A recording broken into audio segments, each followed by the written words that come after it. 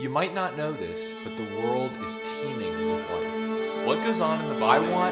There's something special about growing, and this particular the mind has endless capabilities. There's a lot of Heavy metals interrupt their DNA. ATP synthase. ATP. Okay, there's Just the cell imagine wall. the small. We can learn so much about our ancestors. Reading, And I think we're moving more and it's a more. new type The of entire body. more of this. What are they teaching? A bunch of systems. There are DNA worlds that we haven't even DNA polymerase seen III. yet. Why does All in a drop of water. doctors know The a lot? universities keep There's more in our bodies that we don't know about than we do. Congratulations! This is the 10th episode, believe it or not, of Beyond Being Well. I'm Cy Szynski. And I'm Dr. Ryan Keegan, not a doctor. Thank you so much, audience, for, going on this amazing journey with us. I can't believe it's 10. It's 10. It's the big 1-0, and that's a fantastic number. And I think, today we're going to do something maybe a little bit different. Sort of out of this world, yes. Sort of out of this world, exactly. Today we have two amazing guests. First, we have Mr. Jason Arizo, who is a documentarian and a filmmaker. And we also have his subject for his latest film, Physicist, Harvey Lee Bush. We have a great guest here, and we have got some great material because space is science. Space is science. Science is health. So, draw the line where you want, but it's all connected. It's all connected by that line, actually. Yeah, the line comes down from space right to us. And that's the health line we draw, and it's a hell of a line. So let's get started. Harvey, what got you interested in UFOs? And you worked at Area 51, am I correct? No, actually, you're not correct. I worked at a place within 100 miles of Area 51 called Area 52. I worked at a laboratory down in Los Angeles, California that was associated with NASA, and I basically worked on rockets and different type of equipment that the U.S. military is working on, just very advanced equipment in aerospace technology. So they approached me, and at this point, I think they were just pulling random scientists out of the blue that they thought, or a physicist, that they thought would do the right job. So they pulled me out, and they were like, look, we're going to send you to this location in the desert in Nevada, and basically what we're going to do is we're going to house you there, and we're going to keep you there for a period amount of time to work on very advanced technology. They didn't really tell me much. They said it was very advanced technology, and they didn't really get into the specifics. Now, here's something I want to know. Mm-hmm. You had to have been excited out of your mind, right? Oh, I would have been too. I've been wanting to work with this stuff and all this stuff since I was 5 years old. I've always loved working with cars, working with planes, and working with just different types of technology, and it was always just been a dream of mine. No, but I mean, you had an inkling, like, what was going on here. Okay, this is this is otherworldly. This is maybe alien stuff. So, did you like aliens before you worked in your job? Oh, I loved aliens. Aliens is part of the thing. It's all one thing. Aliens in science, humans, the Earth, it's all one thing. The universe is all one point together. So my fascination with, technology goes the same way with aliens. I'm maybe even more obsessed with aliens. The one thing I was going to ask is, how did you meet Harvey, Jason? Well, actually, I was just taking a stroll down my friendly neighborhood up on the Upper West Side in New York, and went to Starbucks, got my usual latte, and I see this man who is Harvey, and he's there at his computer writing something, and he seems to be awfully passionate about what he's writing. And I walk over to him, and I ask him, what he's writing about. Starts telling me all these crazy UFO conspiracies, or not. Well, at first I thought they were conspiracies, but I must say that after him telling me anything and everything he knew about it, I was intrigued from the start, I must admit. When was this? Because you're in New York, right? So, Harvey, what were you doing in New York then? I was at grad school at NYU. That's what I was doing. And so you met before you even worked at Area 52 then? Oh yeah, I was traveling because I worked at LA. The base was in LA, the laboratory I worked at with the advanced aerospace technology. That was in Los Angeles. I met Jason here in New York City, like you said. I was at grad school right there in NYU. Yes. Yeah, so I watched the documentary, and I was just blown away by your story, Harvey. And I think it really began at Area 52, where you were making these, amazing discoveries and then sharing that information with the public so bravely and courageously. So maybe we should talk about, what you saw there, how long you were there, and, what your work consisted of. Basically, it was on the side of a mountain, and it was very interesting because when I first showed up, there was no building there. I saw nothing around me but desert, and just one big mountain right in front of me. All of a sudden, the mountain just kind of opened up and a platform came out, and it kind of entered on the ground. You know when you open up a pizza box and you see the little table in the middle of the pizza? That's what the platform looked like when it opened up. Right then and there, that's just outlandish, outworldly right there. Like, what is that? You know what I'm saying? Yeah, so it sort of suggests, okay, something's up. yeah. Oh, I knew something was up right then and there. I knew what I was working with was out of this world, to say the least. So, I walked up to the platform, and basically I walked in, and it was just a big oval circle type of room. It had doors on, like, every 7 feet apart, there's a door. Are these doors up, too? What do you mean? They're just doors. You said 7 feet apart. Are they up? No, they're 7 feet apart, just side to side. Yeah, Oh, no, okay. side to side. Yeah. And, I didn't know what was inside the doors. I wasn't allowed to look in them. I tried looking in them once, and I got reprimanded immediately. So you were kind of confined to a certain place. They wanted us to have the least amount of information possible. I just walked in, looked straight, and get to the room. So it's super compartmentalized then? Yeah, oh yeah. There was 2 floors. You walk in, it's like an over-circle building. I was on the 2nd floor immediately. And there's a 1st floor right below us with a bunch of guys in suits, like pacing, with a big TV up above. It's like a hotel. They took us down these stairs, and I took a right. I entered this room. I turned into the room, and I entered, and I saw what looked like just imagine a very tall and wide hula hoop. It was like 8 feet tall and maybe 6 feet wide. So And a ring, like a sort of ring? yeah, like a ring. You could say ring too. But basically, I wasn't allowed to look at that really. I looked at that, I just observed it. I wasn't allowed to touch it. And they just took us to another room after that to speak to what I think was like the sergeant of the base or the leader of the base. He was wearing a military uniform. I don't really know what he was. And that was for what happened there? Yeah, he just explained right there more in detail what I was going to be working with. I was going to be focusing on the spacecrafts, working on how these things... Whoa. Spacecrafts? Crafts, yeah. How many crafts were there? I'm not entirely sure. At one point, I saw 4 outside, all lined up, and they all looked different. So basically, it was the middle of the night, and couldn't sleep. So I was like, I'm going to take a nightly stroll. And nightly strolls here at Area 52 are very, frowned upon. But I was just like, screw it. They can't take away my freedom, my liberty. So you're living at this base? Oh yeah, I was there for a solid week. And wait, a week? That's it? That's all you worked at Area 52? Yeah, just a solid week, and then I blabbed. I spilled the tea and what was going on there. So yeah. So you released your information, the information of Area 52, like what you saw. Yeah, I just thought it was a crime to the human race. Like I don't know how.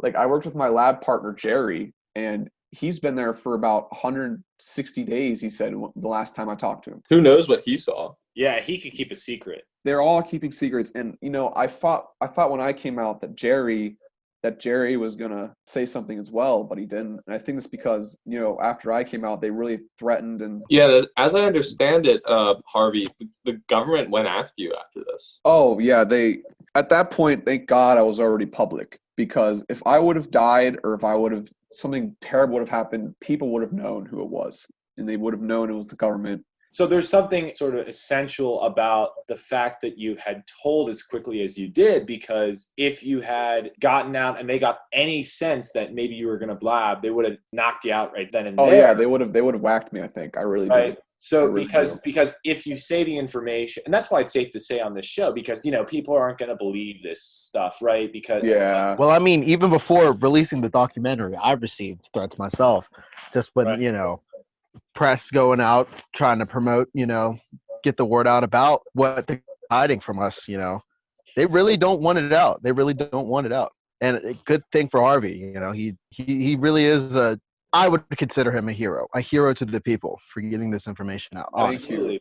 Thank you. I have a question. Who did you blab to? I mean, I'm sure you. Well, he blabbed to me. Well, yeah, he was, because I knew that Jason was a filmmaker.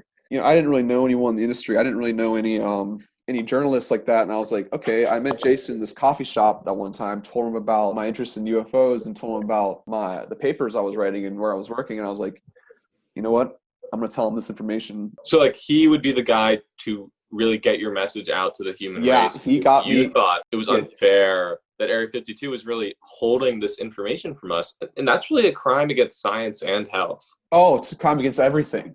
Everything. No, there's too many secrets in science, and that's where we need to get those secrets and unlock them so we can figure out what's key, what's not. And there's secrets that's being like kept for money, kept behind doors. So like the powerful, pharmaceuticals and such, that's just one. That's the elite. We could kind of summarize that all as the elite. They don't want us to know about UFOs. They don't want to know about vaccines, that kind of stuff, right? Yeah. So Harvey, I think we should get into, what that information was that you spread to the public and, what caught so much interest, having to do with that ring. What ring are you actually talking about? The ring. The ring. The ring you worked on. Oh, the hula hoop. It was like a hula hoop type object. Yeah.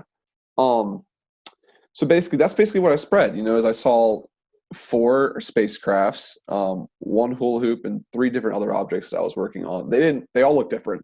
What do they look like? The thing was, they were all kind of shaped like a cereal brand. You know how they're different shapes and cereals. Like look, These are like they're all rectangles. No, that's not true. Like, not the boxes. Like you have Captain Crunch, and then you have Crunch, and then you have Fruity Pebbles. Fruity like Pebbles. Honeycombs. Honeycombs The texture, are very saucer-like. Yeah, Honeycomb would be a cool one, actually. Yes. I don't know if that was the actual inspiration of these crafts, but I'm just describing them in human terms. And they were all the same size, 8 feet tall. They all weren't the same size, 6 feet wide. But I only got to see like 10 seconds of it before, I felt out of place, and I just ran to the next building in front of me. Because again, this was in the middle of the night.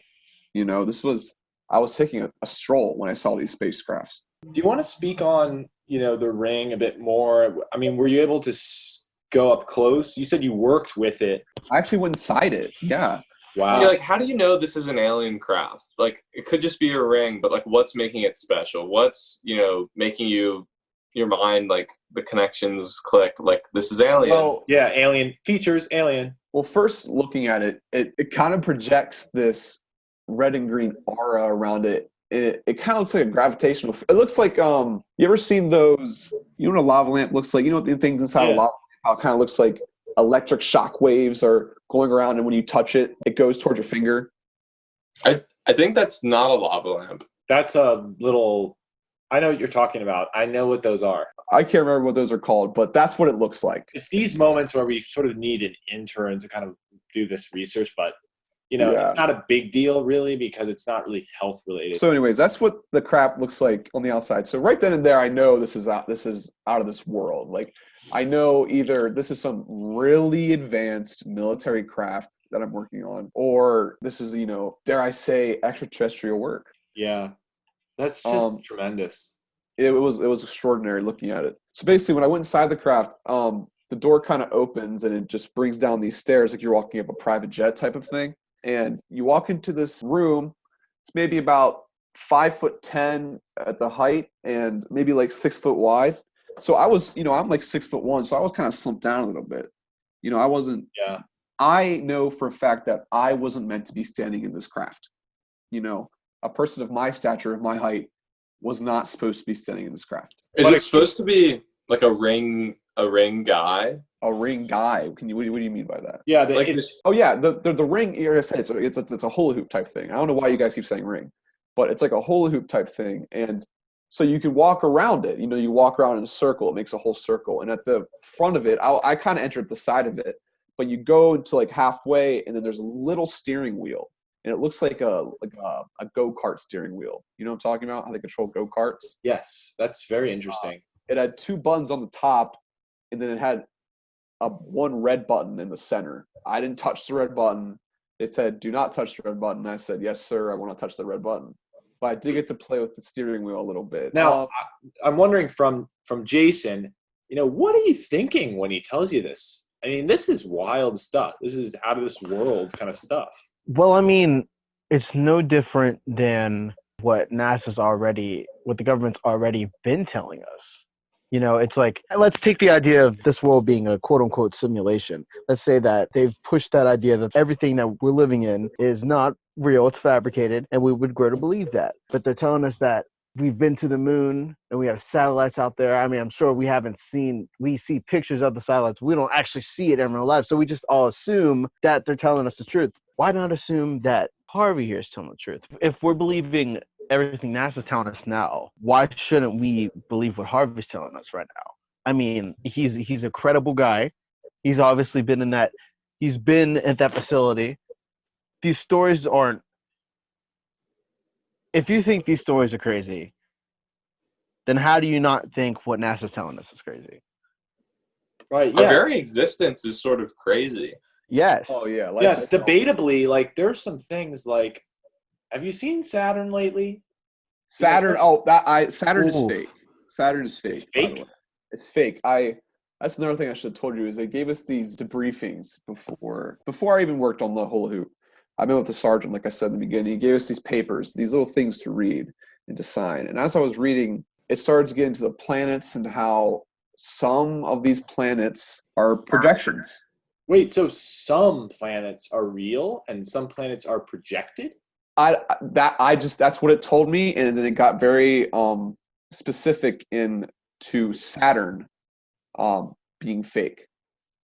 So you Fascinating. think Saturn may be this secret? They want to cover something with Saturn? That's close. It is close. It's in the Milky Way galaxy. No, like speaking in space terms, you definitely know this, Harvey, but like that is really nearby. That's the boy next door.